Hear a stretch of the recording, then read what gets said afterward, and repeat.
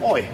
Tultiin tänne kantakaupunkiin ja ihan pienyrittäjien haasteita selvittelemään. Ja sehän on semmoinen asia tällä hetkellä, että tällä vuosikymmenellä kantakaupungista on hävinnyt 317 yrittäjää ja yritystä.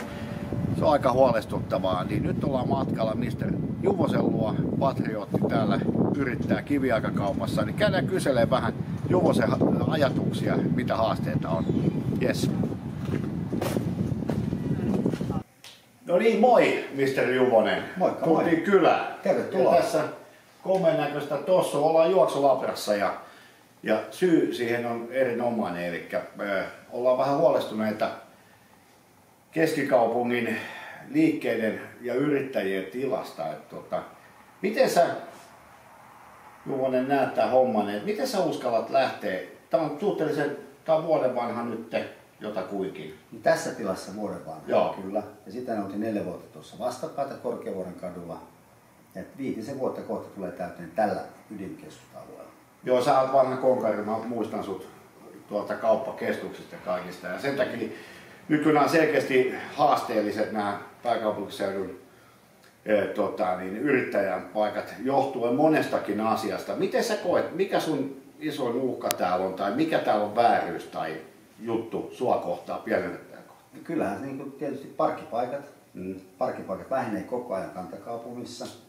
Tulee yhteiskäyttöautoja, sähköautoja, yksittäisiä paikkoja.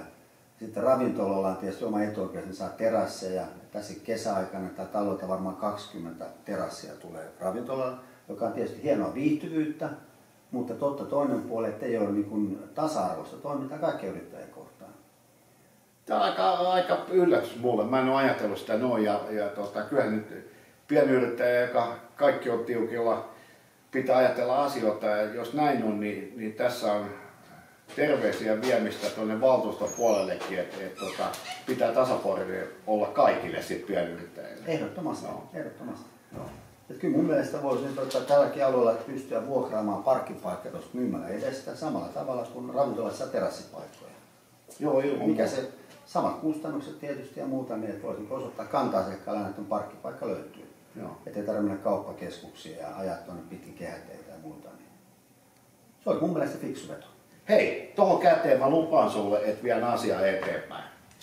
Kiitos Pekka. Kiitti.